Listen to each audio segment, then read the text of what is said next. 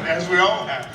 I mean, I think, to be honest, the way I usually talk about it in relation to films is to look at every film, conventionally structured films. There's a very sophisticated relationship between movies and the way they're put together and the sense of time of the audience who's watching them. And I think what I've been doing with my films is drawing attention to that. Just sort of, rather than having that sophisticated mechanism underlying things, I've been kind of simplifying it actually and moving it forwards so that the audience is aware of the manipulation of time. And for me, the value of that, so I'm very interested, I'm interested not so much in the manipulation of time for its own sake, it's more about how can it help you align with the character's perceptions. Because what I love about movies is the way you can identify with characters. You can be sort of in the shoes of a character very quickly, and then you can jump and be in the point of view of another character very quickly. And the manipulation of time and structure helps you do that. It's a really useful tool for doing that. But let's just talk about the bones of it all, because we've been taught in many filmmaking schools and classes, some like AFI, that structure is very important, and that a traditional structure is basically the way a movie should be made, and you've decided that's bullshit, apparently. And that structure, that three-act thing that they teach us, that organization of story, that exposition is not necessary, at least as demonstrated by this film. So how did you come about that? Well, I mean, in different ways. To jump back to earlier in my career, if you look at Memento, which is a story with a reverse chronology. And a couple of fans. Thank you very much. I'm sure it's the only one who's seen Memento. That structure is there, that reverse structure is there to put you in the shoes of somebody who doesn't know what's just happened. But I wrote that film from page 1 through page 120 or whatever. And so it actually has a conventional 3-act structure sort of above the structure that you see and are aware of as you watch the film. So it actually has a quite conventional rhythm sort of above that, if you know what I mean. So it's not so much a question of throwing out those rules or ideas, it's about finding other ways to do that. So in the case of Dunkirk, it's all about what I call modulation. So it's the idea of, okay, can you start a film really at the beginning of the 3rd act? Can you just jump right in and get rid of all of the build-up, all of the exposition, as you say, and try and just hit the ground running. And in that way, find ways to create the arc of characters, try and find ways to create the relatively modulated rhythms of the story in a conventional way, but superficially in a very different way. I make it sound more complicated than it is. Really, it's about how movies, you can go see a movie that's all set entirely in one room, and you could go the next week and on the same screen see a movie that takes place over hundreds of years and locations all over the world. That's the thing about cinema. It can modulate in all kinds of interesting ways. But then when you planned this out, did you do the same thing? Did you write each of the 3 stories from beginning to end? Yes. And then figure out how to interlace them on a huge set of cards? No, the other way around. The first film I did with a nonlinear structure was the film I did before Memento, a film called Following, which I made with... And that was, a film shot on 16mm, working with friends on weekends, really, really no budget filmmaking.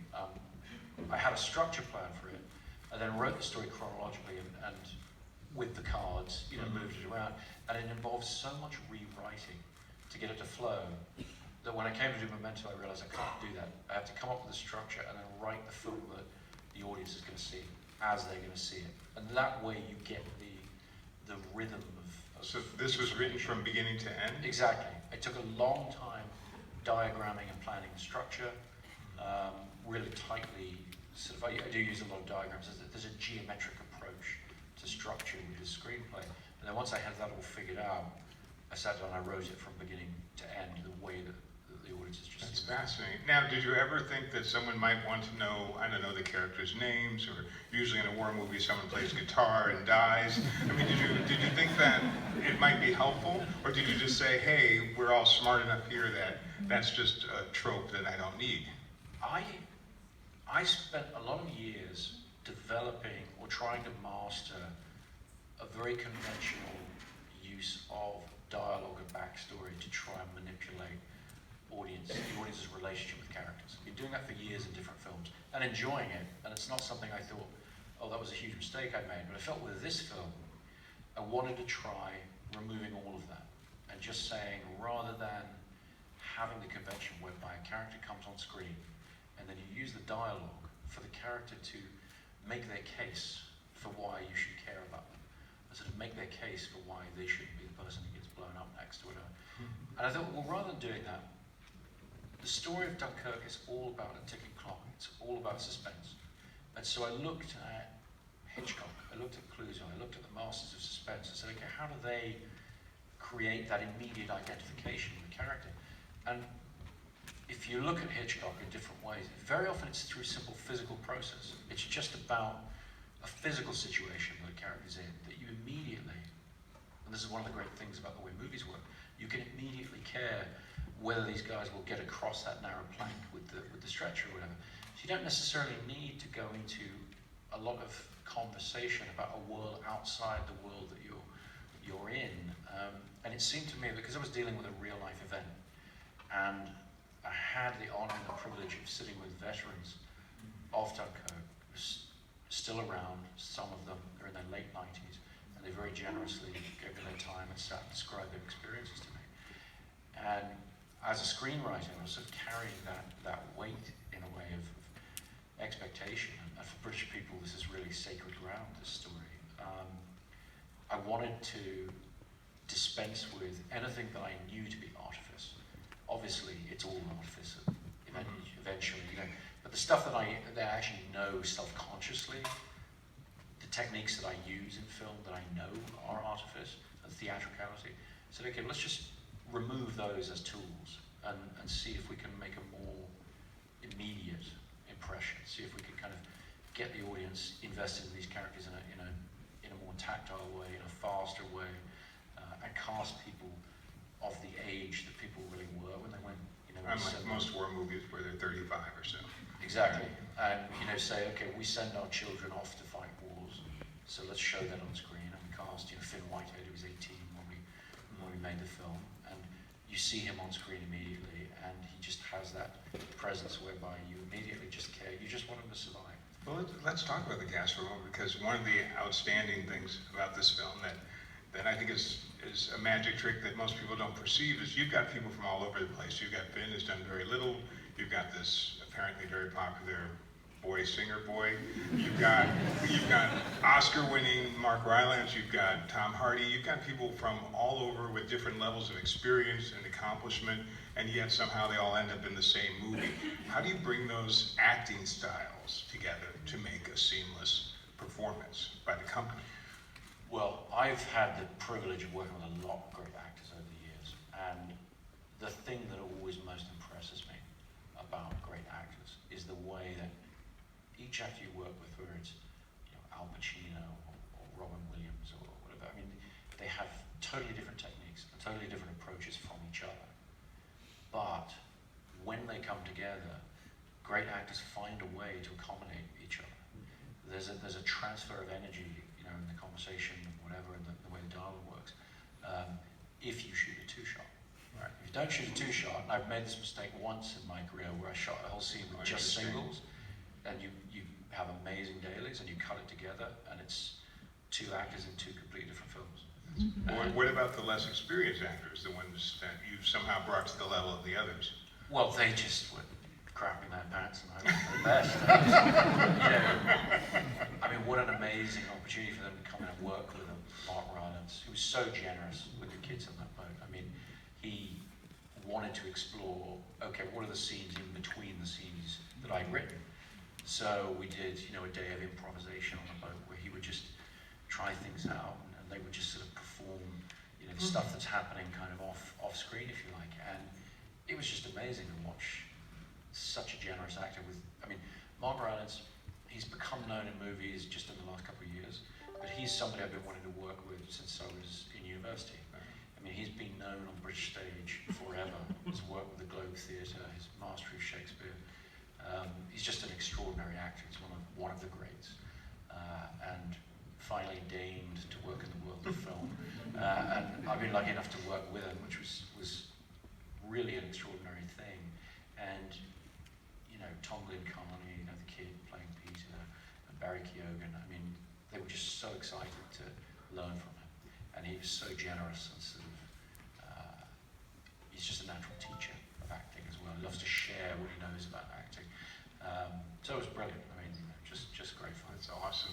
Now, with all the tools at your disposal, because I know you spent a couple of dollars making this movie, what of the, you know, all the organized little companies, you have the production designers, you have, in the end, the sound designers, you have the musicians and the composer, you have the actual people who did what few effects you use, because I understand this is not as many effects as you're used to. What of those companies, or of all the companies involved, surprised you the most in the end? Who provided something that you didn't expect that made the film different? You know, I think the answer to that is a more global answer. In the thing that surprised me is how closely and cohesively those departments were able to work together in ways they don't normally. So our visual effects supervisor was there on set helping shoot physical effects and helping gather material, you know, rather than just sitting back and talking about CG at the end of the day. He was really trying to reduce his shot count as he went, which was terrific. The sound department working with the music department and Zimmer's team seamlessly, so that there are all kinds of tracks running through the film that you can't really tell whether they are sound effects or whether they are music. So, to give one example, the boat engines that run, you know, in all the boat scenes, they are actually in perfect rhythm with all of the other musical tracks. They were passed from the sound department to the music department and put into the correct rhythm and then given back to the sound department. It's that kind of collaboration that went on. The marine department and the art department having to work together to source these boats, travel the world and find what ships there were that could still, you know, be made to look like the appropriate ships at the time. It was just a tremendous team effort, which, given the subject matter we're working on, and in Britain we have this expression of the Dunkirk spirit, this idea of coming together in the face of adversity. In retrospect, it seems very logical, very apt, but it really was a surprising degree of collaboration across the disciplines, across, you know how normally there tends to be this kind of separation of departments, this sort of fighting for their share of the budget or whatever, or, you know, this really wasn't like that. It really was a sort of everybody mucking in and kind of looking at the bigger picture. Well, let's talk for a little bit about one of those pictures, which is the music. Hans Zimmer said, and I'm going to quote him now, this score is Christopher Nolan's score. This movie is one man's vision. It doesn't matter if it was Elgar, which is the composer that some of you know that was used in the end and often in the film, or Hans Zimmer himself, or Ben Wallfish, who also contributed. There was not a moment where I would move my hand where I wouldn't feel Chris's hand on my hand, reaching for the notes. This was the closest collaboration I've ever had with a director, where even though he would never ever play a note, he somehow played every note that was in that score. That's a wonderful quote that manages to be gracious and bitter at the same time. So is he saying that you manipulated him and took over his job? You know, what he's saying, which is quite truthful, but he's expressing it very diplomatically, is that when I got him onto the project very early, I said to him, I have a very specific and mathematical concept of how the music's going to work. And this not being the first time you worked with him, so he was... We worked together for many years, and so he knew that I wasn't kidding, you know, that I wouldn't be pushing this all the way. And I made a recording of a watch that I have that has a very insistent ticking. And I sort of gave him this recording and said, I want you to build tracks around that, to base the score around that. And I wanted to run for the entire movie. And, you know, Hans kind of, even though he's known me a long time, I think he was a little bit like, you'll get over it. I'll take it, you and we'll start making tracks. He was excited by the idea, but I think, you know, I think he probably always believed there'd be a moment where I would give up on that and let it be a little more conventional if I had to. But to his credit, he realized that I was serious about it, and he spent many, many months working very hard with a large team of people, working very hard on creating just the right sounds to keep that rhythm going. And so I wouldn't let him write any tunes for a very long time. And it was all about rhythm tracks and trying to find a way to make a sound design to the music that would be enervating but not drive you nuts. And you know, the first few times we screened the film, I think it did drive me nuts. We finally, after months and months, we got to a place where, you know, Hans, in collaboration with Richard King, did the sound design. They were just able to put it right in there, so it's sort of always there in the back of your mind, and at times you're aware of it, but it's always innovating. It's always keeping you on edge. You can't kind of relax while you're watching the film. Now, do you play musical instruments yourself? No, badly. I mean, you know, not But really. you read music. Yeah, I mean, my relationship with Hans and Dave Julian, who's done my other films, is I just meddle in everything they do and annoy them.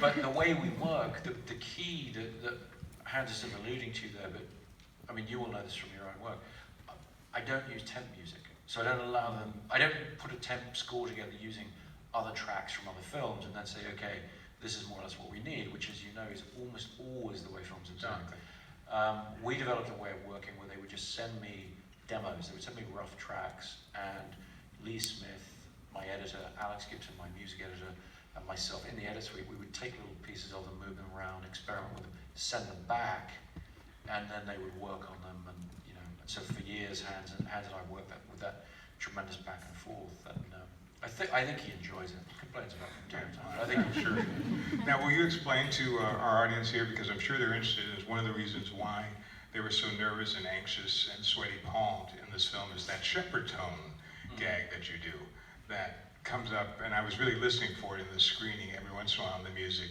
that sets just you on edge even without, you know, even before something that would happen happens. Yeah, I mean, the shepherd tone, it's an audio illusion in music. It's the equivalent of an optical illusion, but in the musical world, where you have a continually rising tone, and it's done by emphasizing the different frequencies using volume graphing and stuff. And we first experimented it with David Julian on Prestige, on the music for that, which is built from these rising tones. I then took it and used it in the sound effects world for years. So if you listen to the Bat Pod in The Dark Knight, you know, his motorcycle, it never downshifts. The engine note is always rising. And that's the fun thing of that kind of, it's a mathematical sort of illusion. What it did on Dunkirk is, when I wrote the script, I had this idea that I could try and write the script according to the same principle. So by having three storylines braided together, I could try and have one peaking in intensity as the next one is midway through its journey into intensity and the other one is starting. So the whole way through the film, you're always having these sort of crescendos, one after the other. And the reason I made the film as short as I did, it was a very short script, 76-page script, was because I felt like at a certain point that's going to exhaust people. And so Hans incorporated that into the music, and so there are these rising tones, but it's actually there built into the whole structure of the piece, and that was part of the straitjacket that I was putting him in when I warned him about how difficult the film was going to be. It's like the whole thing is constructed around that musical principle, so we had to be true. It was kind of fascinating because I also thought of Platoon and how they used adagio for strings, which has been used in a lot of films, and how it rises and then falls. I mean, just melodically, it has a thrust, it has suspensions, then it falls. This music treatment just never seemed to stop. It sometimes would get quieter, but it never would stop being tense, which I think was one of the unusual things that worked so well, especially as the story started to come together with this particular subject. So, yeah, it was very much the rule, you know, that Hans and his team worked to. It could never go down in pitch. It could never, I mean, you think about it for a composer, it's a pretty nasty thing. You can't go down in pitch. Can't go down in pitch. Can't get slower. Can't get, you know. And then when the Elgar comes in, that's Elgar. You know, that piece, Nimrod, is for British people. It's sort of so well known.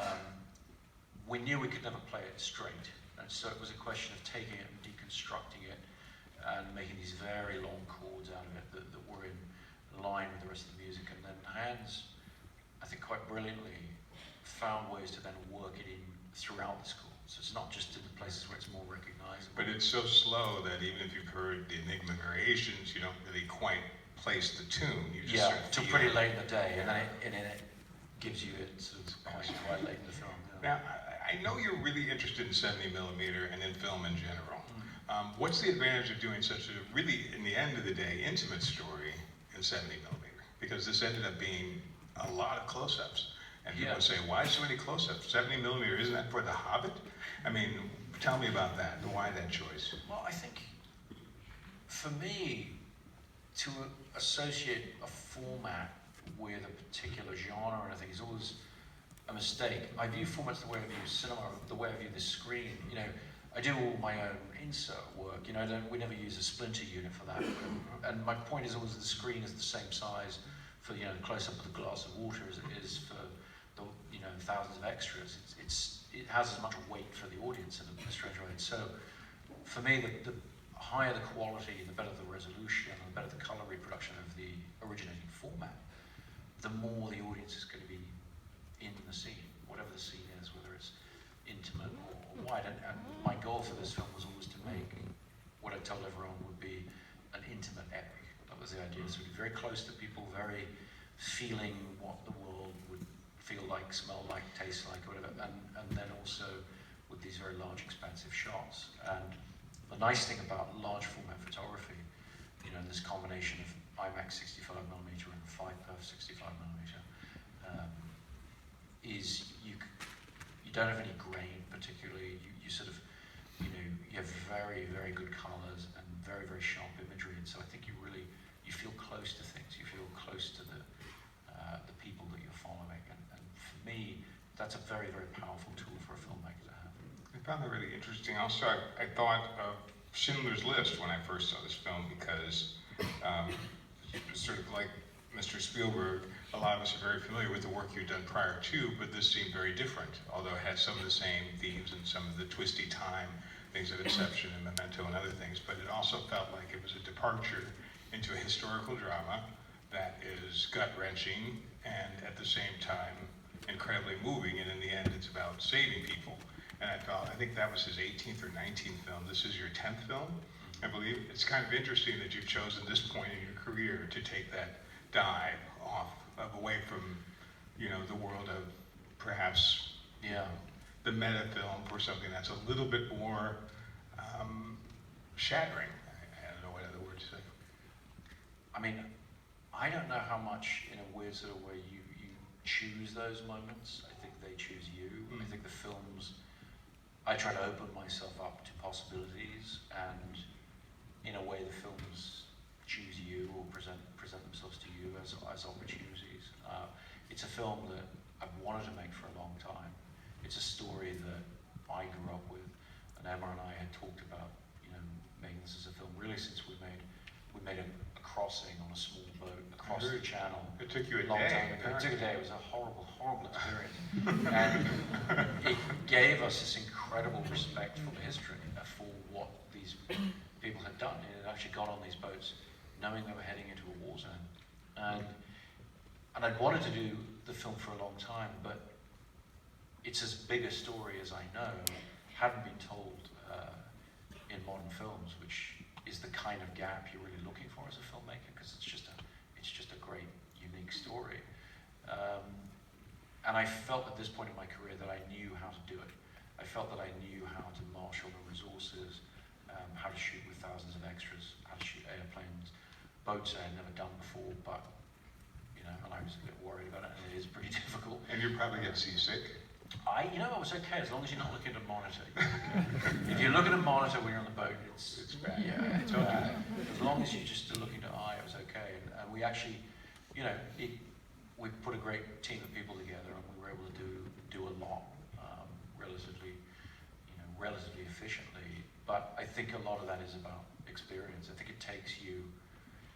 I mean, I don't think, you know, 10 years ago I wouldn't have even had really the guts to sort of hand a script to the studio that was 76 pages long and say, this is a big movie I want to make. So you try and do the film at the right point in your career, I guess. So what, after you've seen it a few times, I assume by now, what would you have done differently? When you look at it, do you say, I wish I would have done that instead of that? I'm asked that question. That's not really how I look at films. I think one of the things I don't embrace the idea of reshoots, pickups and things like that. We try and keep our production period sort of define, and we try and get everything within that. So if we feel we're missing something, we try and kind of pick it up as we go.